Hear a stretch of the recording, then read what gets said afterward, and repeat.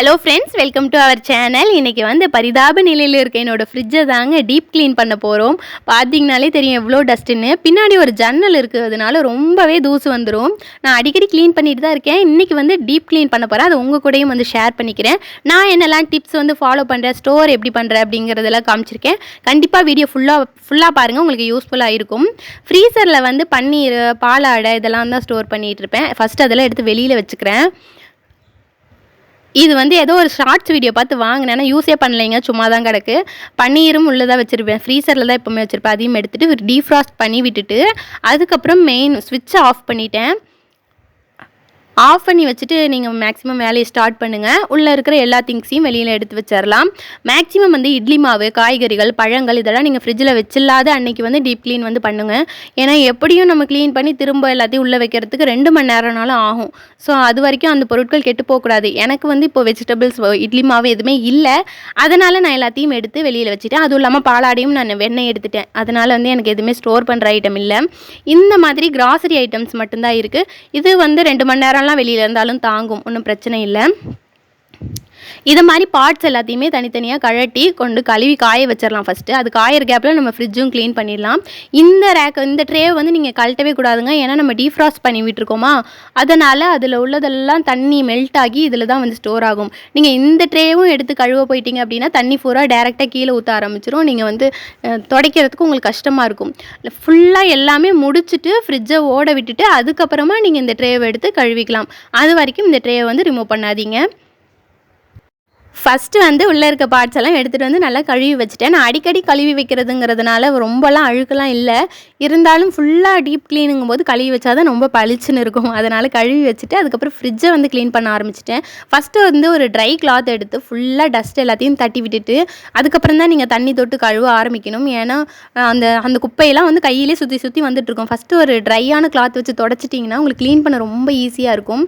இந்த மாதிரி ஃபுல்லாக ஃப்ரிட்ஜ்லேயும் டோர்லேயுமே ஃபுல்லாக டஸ்ட்டெல்லாம் தொடச்சி விட்டுட்டு இந்த மாதிரி லைட்டான ஸ்பாஞ்ச் வச்சு தாங்க தேய்க்கணும். நீங்கள் அழுத்தி தேய்க்கக்கூடாது, ஸ்க்ராட்ச் விழுந்துடும், ஓட்டை ஆகிறதுக்கும் சான்ஸ் இருக்குது. அழுத்திலாம் தேய்ச்சிடக்கூடாது. இந்த மாதிரி சாஃப்டாக அழுக்கு ரொம்ப இருக்குங்கிற பட்சத்தில் இந்த மாதிரி லைட்டாக சோப் தொட்டு இந்த மாதிரி தேய்ச்சிக்கலாம்.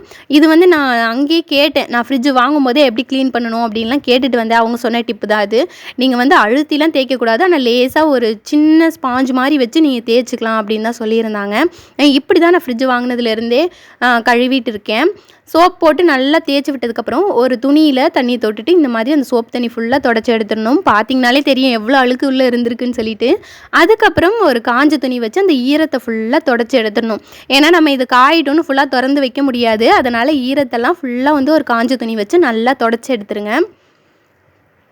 நீங்கள் இந்த மாதிரி சோப் தண்ணியை நல்ல வாட்டரில் கழுவிட்டு அதுக்கப்புறமா நீங்கள் துணி வச்சு தொடச்சிங்கனாலே தெரியும் அவ்வளோ க்ளீனாக இருக்கும். நான் ஃப்ரீசரும் சேம் அதே ப்ரொசீஜரில் வந்து க்ளீன் பண்ணி விட்டுட்டேன். அதே மாதிரி டோர்லேயும் அதே ப்ரொசீஜர் தான் ஃபாலோ பண்ணுறேன். ஃபஸ்ட்டு ட்ரையாக எல்லாத்தையும் தொடச்சி விட்டுட்டு அதுக்கப்புறம் லைட்டாக சோப் தொட்டு அழுக்கு இருக்கிற இடம் மட்டும் லைட்டாக ஸ்க்ரப் பண்ணி விட்டுட்டு அதுக்கப்புறமா ஈர துணியால் தொடச்சிட்டு அதுக்கப்புறம் ட்ரையான ஒரு கிளாத்தால் தொடச்சி விட்டுட்டேன். நான் மேக்ஸிமம் இதே மெத்தட் வச்சு தாங்க எல்லா பக்கமே க்ளீன் பண்ணுவேன். கிச்சன் கவுண்டர் டாப்பாக இருக்கட்டும், அடுப்பாக இருக்கட்டும், எல்லாமே. எதுக்காக சொல்கிறேன் அப்படின்னா இந்த மெத்தட் வந்து நல்ல பளிச்சுன்னு இருக்கும், நம்ம அப்படியே ஈஸியாகவும் இருக்கும். நீங்கள் ட்ரை பண்ணி பாருங்கள். நான் நிறைய வீடியோஸில் வந்து இந்த மாதிரி ஷேர் பண்ணியிருக்கேன். சோப்லாம் ரொம்ப போட்டு ரொம்ப தேய்ச்செல்லாம் பண்ணணும்னு அவசியம் இல்லைங்க. அதுவும் ஃப்ரிட்ஜை வந்து கொஞ்சம் சேஃபாக தான் ஹேண்டில் பண்ணணும்.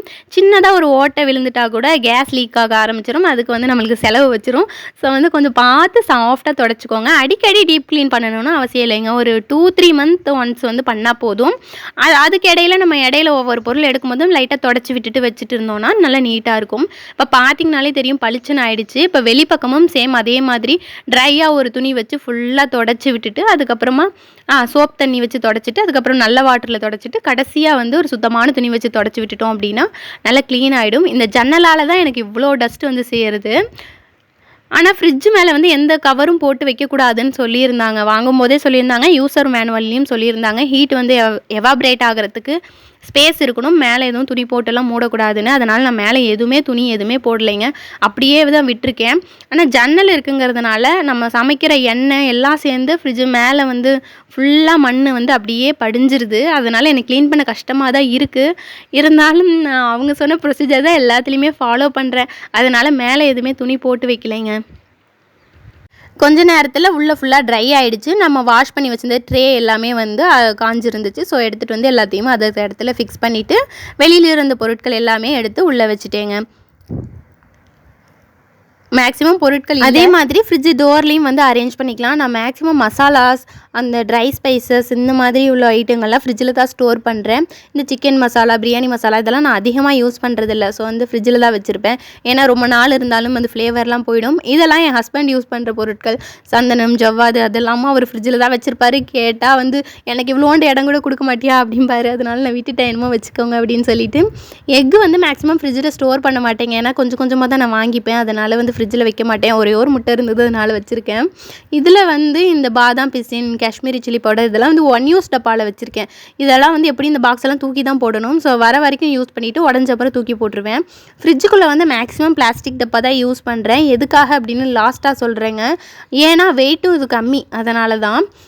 எனக்கு ஒரு பேக்கெட் சீரகம் வாங்கினா அவ்வளோ சீக்கிரம் காலி ஆகுது. ஆனால் வெளியிலே இருந்தால் ஃப்ளேவரும் போயிடும், பூச்சும் வந்துடும். அதனால் இந்த மாதிரி பாக்ஸில் கொட்டி ஃப்ரிட்ஜில் வச்சுருவேன்.